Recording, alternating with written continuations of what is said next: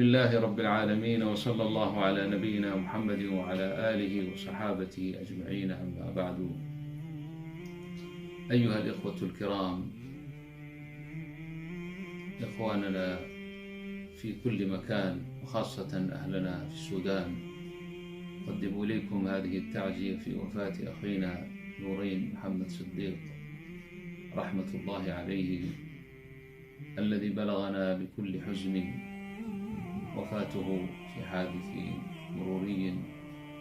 أسأل الله تعالى أن يرحمه وأن يغفر له وأن يتغمده بواسع رحمته، وأن يجزل له الثواب، وأن يعطيه وأن يجري عليه أجره فيما كان يتلو من كتاب الله تبارك وتعالى.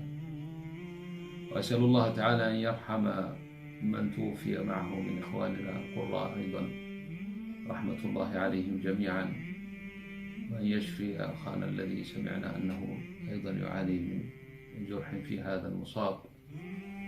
وأسأل الله تبارك وتعالى أن يصبرنا جميعا، فهذه حقيقة رزية ومصيبة عامة لكل المسلمين في فقدان مثل هذا الشيخ رحمه الله، الذي كان صوته بالقرآن الكريم يصدع في كل مكان. رحمة الله عليه رحمة الأبرار، وإنا لله وإنا إليه راجعون. إن القلب ليحزن وإن العين لتدمع، ولا نقول إلا ما يرضي ربنا، وإنا يا شيخ نورين بفراقك محزونون. وصلى الله على سيدنا محمد وعلى آله وصحابته أجمعين، والحمد لله.